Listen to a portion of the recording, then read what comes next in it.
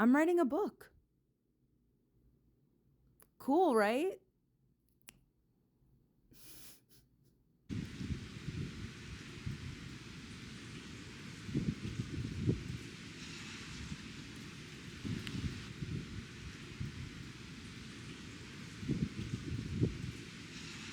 Oof, this is so scary to start, it feels like. Where to begin? I realized I forgot my coffee. Hi, I'm Karina, and I'm writing a book, as you might have guessed. And I'm struggling. I'm struggling a little bit. And by a little bit, I mean a lottle. A lottle bit. So, welcome. I've been writing a book for almost a year now, which is insane. I started writing this for NaNoWriMo in November of 2024, and I failed immediately. Immediately failed that challenge. And I've been working on the project ever since. And I am very, very dedicated to finishing it as soon as possible. Here is my problem, okay? I passed the midpoint 4 chapters ago. I am currently 92,216 words into my first draft of my book. I'm dying inside. Okay, let's rewind a little bit. Let's talk about, how did this happen? Number one, I am an insane overwriter. I have overwritten every single assignment I have ever had in my entire life. I have also, I have written a book before, not published. It is deep in a folder on this laptop, and we're not going to talk about it today. Okay, maybe another day. But my writing, it's not really often plot driven or plot heavy at all. It's a lot of character, a lot of vibes, a lot of monologues or stream of consciousness, a lot of, internal stuff going on. This book I'm writing is all plot, and I'm going insane. I am going insane. Let's talk about it. So, I'm going to introduce myself again. I'm Karina. It's really nice to meet you. I am 26 years old. I am from Montreal, Canada. And I have been writing my entire life. And I'm trying to write a book. And I'm going to publish this book. Whether it takes me a year, 10 years, I do not care. I love this book. I love everything that it stands for. And I am so, so, so excited to, eventually share it with you. So I figured today I would share with you the premise and a little bit of my thought process and maybe a little, a little bit about why the hell I reached 92,000 words and I just passed the midpoint. So I am writing a horror and mystery book. And I call it also a thriller, but honestly, I don't know if I really truly know what a thriller is. So it might not be a thriller. I don't know. It's an idea that I've had since I was 18 years old that all stemmed from a joke that I made with one of my best friends. I think the backstory to this is really funny, so I'm going to tell you. We were walking by her ex-boyfriend's house when we were 18 years old, his apartment, and she made a comment saying, oh, he leaves his shoes outside the door. So if we really wanted to, we can go inside and steal his shoes. And for some reason, that just started us laughing, going back and forth about what we could do to his shoes. So, or to him. So I was like, oh, we could go get eggs and crack them in his shoes. We could do this, we could do that. And at some point I said, or we could break into his apartment and summon a demon. And that ended the conversation. But then I was like, oh my God, that's actually very funny. If that was a book, I would read that. if that was a show, I would watch that. That's hilarious. And so I've had this idea for a very long time, and it's grown and adapted into, a full story about two girls that pretend to summon a demon in one of their ex's apartments as a prank, but then he goes missing. And so, was it really a prank? Is there a demon around? Or is he into like some type of, crime where something happened to him? Was a crime committed, basically? Or is it a supernatural force? So, this is the big question, the big, synopsis, I guess, of my story. My book is dual point of view. We follow two girls, best friends, Billy and Savannah. Billy, this takes place in, I think for now it's 2015, but I might change it to 2016, in a small town in Quebec, which is called Hudson, which is where I went to school. I love and hate Hudson for a lot of reasons. It's a very picturesque town in Quebec, and it's a small pocket of an English community in an otherwise very French province, which is where I live.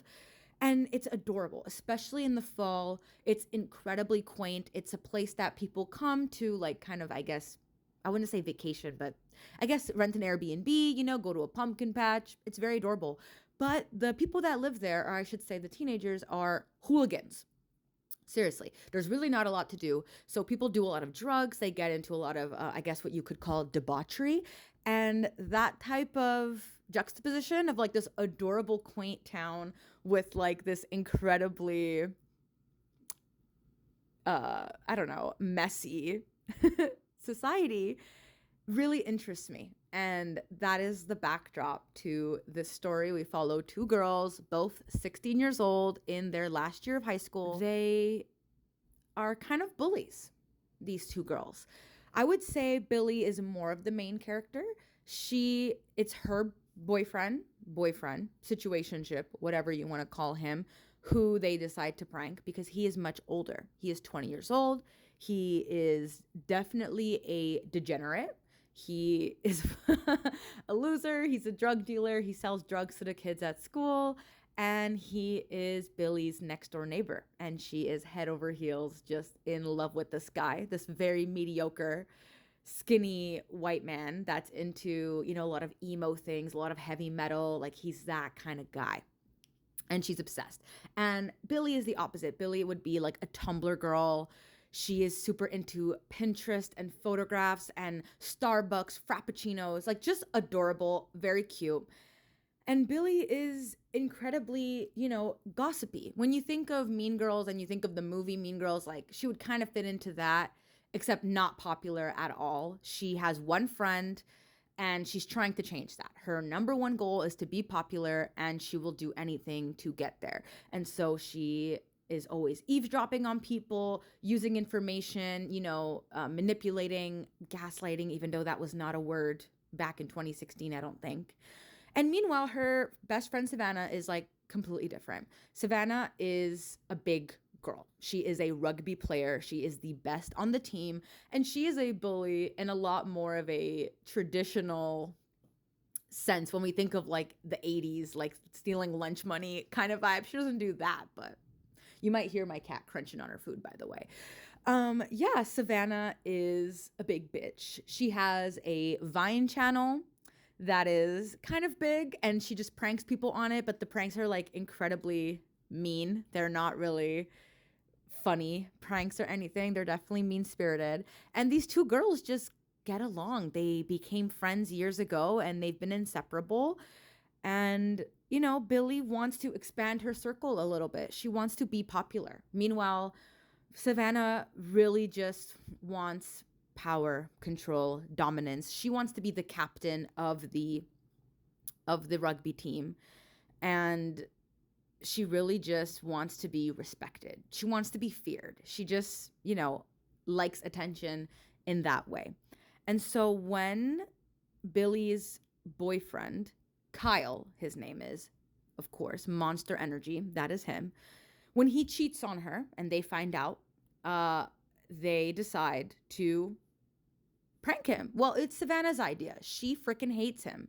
Side note, Savannah is low-key in love with Billy, or something like that. She's definitely gay, has not really fully accepted this, hasn't really put too much thought in it. She's like not someone to really prioritize romantic relationships, and Billy is someone who's very safe for her to have a crush on because Billy will never reciprocate it. Billy's obsessed with Kyle. Billy likes boys. She's a safe person for Savannah to have feelings for, but she's very possessive of her best friend and very protective. And so when Kyle does this, betrays her, she's like, we need to get back at him. He is a literal Satan worshiper or whatever. He really likes heavy metal. He really likes all this voodoo garbage shit. Let's break into his apartment and summon a frickin' demon.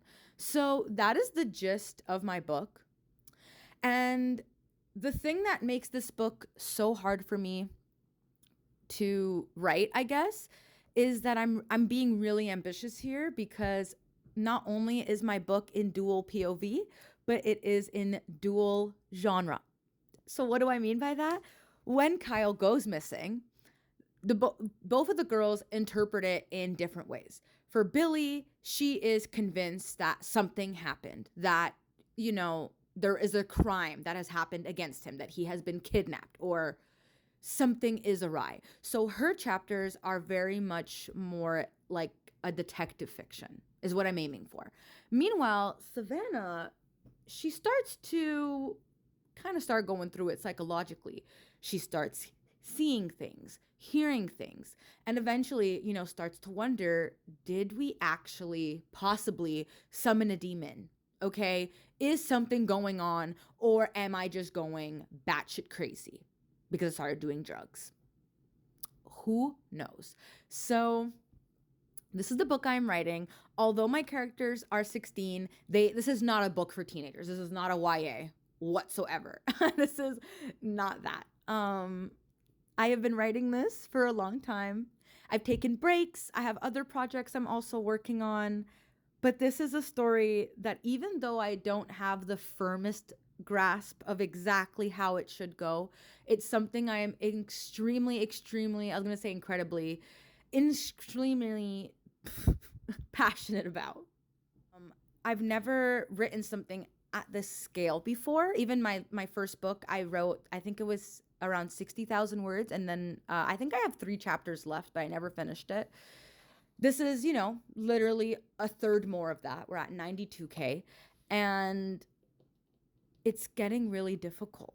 It's getting to be really intimidating. I'm scared.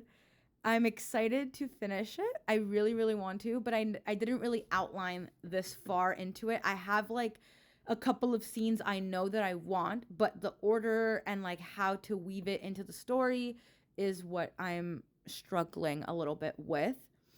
But it's currently 2:45 p.m.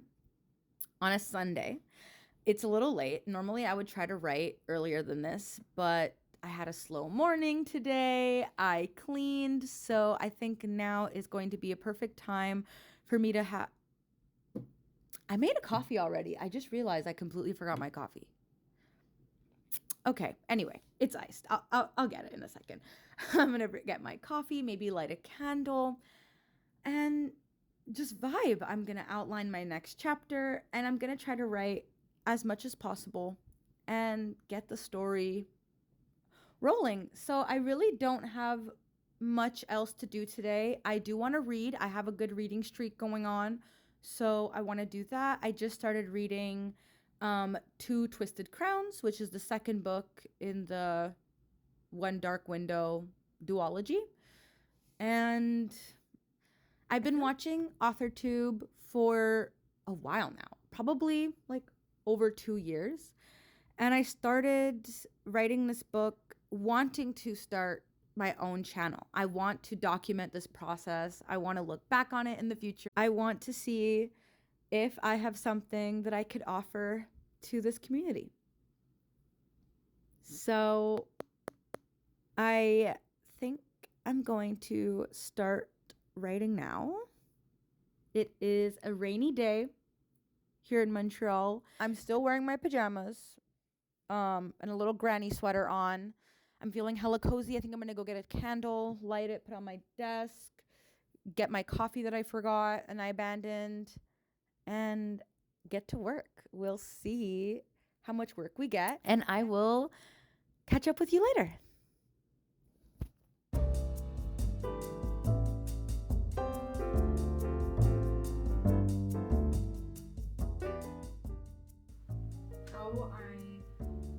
I would say how I always start a chapter, but this isn't true. I do this when I'm being really smart, is I will write a really quick chapter outline in my notebook. This notebook is only for this book. I used to have like this other notebook, it's right over here, that is like my everything notebook. So I used it for journaling, I used it for outlining my first book, I used it for class notes, I used it for like literally, I don't know, to-do list, grocery, whatever, but then it's really hard to stay organized. So I have this notebook, which I bought during Preptober last year in 2024 for this book, and it's been a freaking godsend. So I try to write a bullet point of like everything I think should happen in the book, not too in this chapter, not too specific, but it just helps get my mind rolling so I'm not just staring at a blank page. So that's what I'm doing. I have my iced coffee in my Reading is Sexy mug, and she is delicious.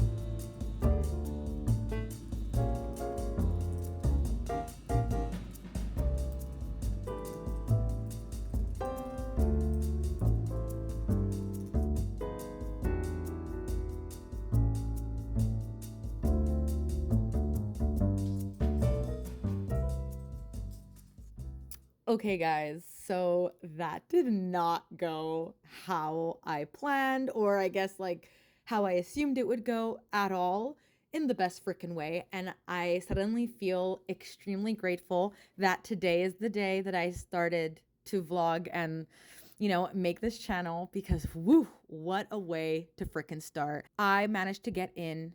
Hold on. Let me get the freaking proof here. Let me get the stats. 2,733 words in. I don't know if you can hear that, but Nala scratching up that post. In congratulations to me. I'm shocked. I have not had a writing day that was that good I cannot remember, in a very, very long time.